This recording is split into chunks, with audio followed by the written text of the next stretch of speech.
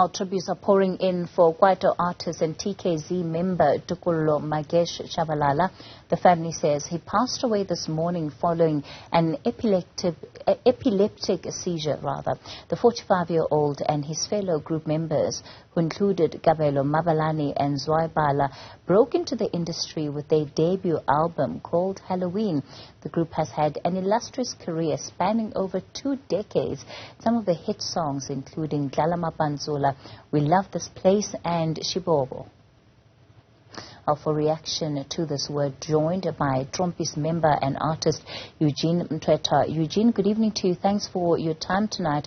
Condolences on the loss of somebody I imagine you would have had the opportunity to engage with, work with over the years. Well, thank you for having me tonight, and let me say good evening to all your viewers. It's indeed a very sad and shocking state of affairs in our sector today that we've lost one of the legends, which is one of the concerns I bear all the time, that we are losing these proponents of Kwaito music who are supposed to be writing their history, but we are losing the authenticity that we could get from them. Yes, we've worked with Tokollo. Even as Trompies, we've featured him in some of our songs. So it is a shocking indeed news to hear that he has passed on. How would you describe him, Eugene? What kind of person was he? The best word that I could use to describe him is that he was a genius, lyrical genius. I don't think Tokollo would write lyrics down, because my experience with him, even when we're doing our own album and we featured him, he would come into the studio and start, dishing out these lyrics that you don't know where he gets it from, and befitting to say Tsotsi Fantuka. He was indeed a Tsotsi Fantuka. You talk about the fact that there's so many of these legends that have contributed to a genre like Kwaito, and, that they're passing away. How do you think that can be changed? Because the reality is that, we lose part of that memory when they leave. Well, I don't know what Kwaito did to South Africans, especially in particular government, but I will not go there because we know that our government has failed us beyond just a reasonable expression that we can use to say they have failed us. I've seen at the moment what they are best known for is condolences when we pass on. But there was a moment where we were supposed to document Kwaito, and Department of Arts and Culture pulled out after it initiated that with me. We have people who are going and we are saying, if we don't write our own history, our history will resemble that of lions that is forever written by hunters. We will watch this Kwaito being interpreted and written by foreigners, what we have seen. We have Kwaito House Awards.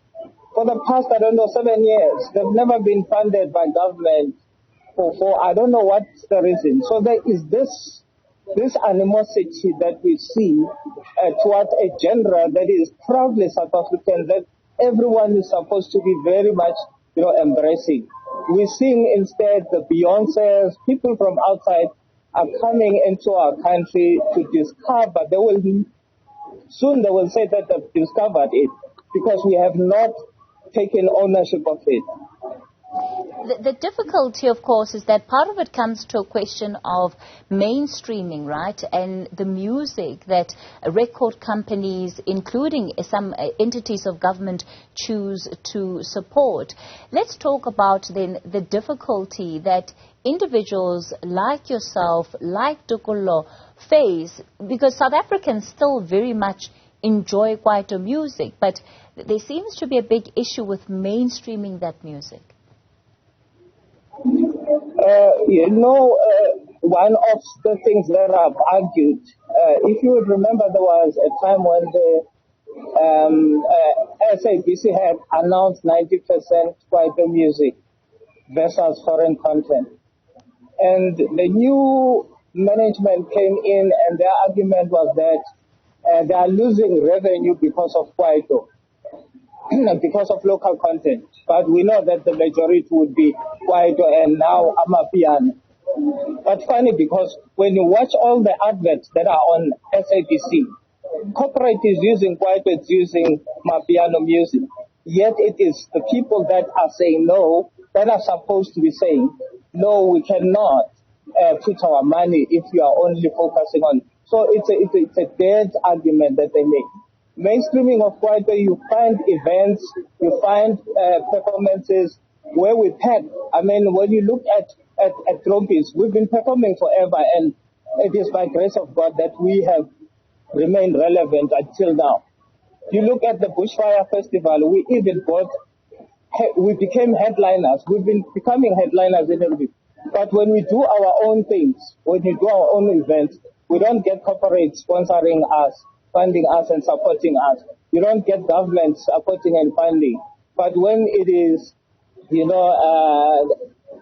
Grahamstown Festival, when it is Cape Town Festival, when there are big stars from abroad, they are there to support. So you wonder what have we done? What have we done against our country?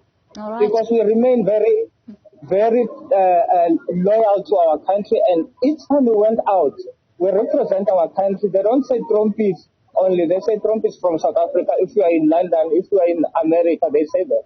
Yet we are forever sidelined and isolated. Eugene, your message for TKZee and Tokollo's family tonight? I want to say to my brothers, it is something that we are faced with. It is life, it is nature that happens. And blessed are those who die from natural death these days. Because we know our country has become a very violent and brutal country. But if you die from sickness, it's a natural death, and I consider that blessed. Thank you so much for your time tonight, Eugene Mthethwa, and of course you'd know him, legendary member of the group Trompies.